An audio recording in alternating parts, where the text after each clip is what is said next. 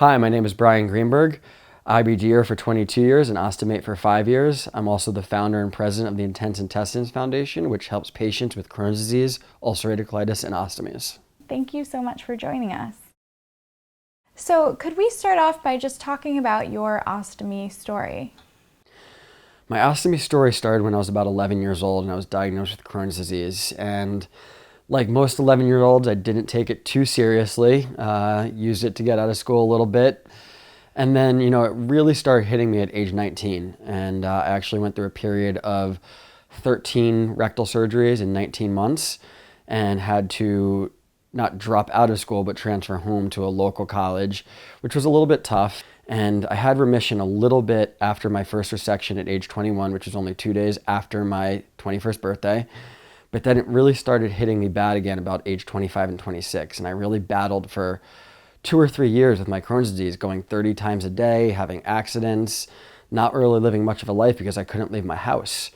And then I realized I had to do something to get my life back. And it was nerve-wracking because I was a single 27-year-old and I didn't know how people were really going to react to my ostomy, but it was something that had to be done. So at age 28, I decided to, make the decision to get an ostomy. And ever since then, it's, really improved my life and helped me out in great ways. That's great. So can you tell us a little bit about your foundation? Yeah, I founded the Intestines Foundation about 4 years ago. Some of my friends urged me to start the blog, which I was able to do while I was lying in bed and in pain myself.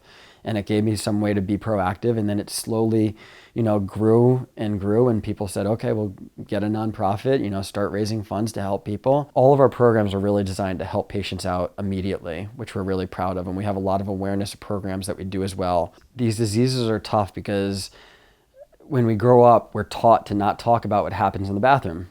And people just grow up with these diseases when they're diagnosed alone or even when they're older, and they think, wow, I have to deal with this alone. I'm embarrassed, I'm scared, I don't know how my friends are going to react.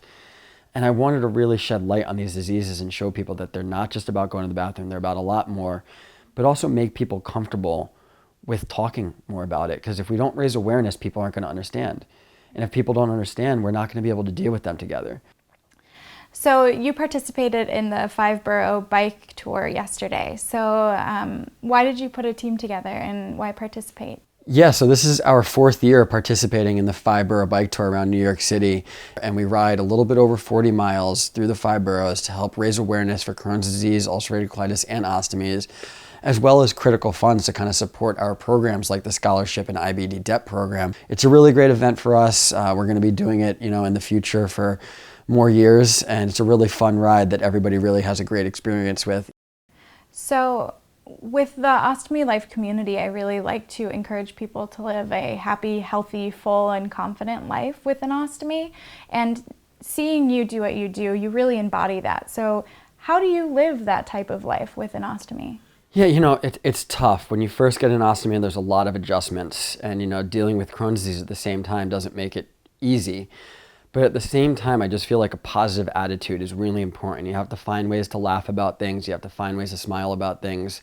Trying to live the life I want to live and trying to live the life that I would have lived if I didn't have this disease and I didn't have an ostomy really makes me satisfied with what I'm doing and really allows me to do the activities I love and not let my ostomy or Crohn's disease really keep me from living life to the fullest. So before surgery, what did you expect your life to be like with an ostomy, and did you find that your preconceived notions were accurate? Before surgery, I thought I was going to be alone. And, I had the fears being a 27-year-old single guy that no one was going to be with me. I wasn't going to be able to find a partner, and my friends wouldn't want to hang out with me because it might smell, it might, I might have to run to the bathroom every 30 minutes, et cetera, et cetera. And none of those things I found to be true. Before my surgery, I did what I call my market research, and I went out with a lot of friends and I just told them what I was thinking about my new lifestyle and what it's going to be like and everything. And each and every one of them said, yeah, if it allows you to hang out with us more, go for it. That's great. So I knew that I had their support, and that made my life a lot easier.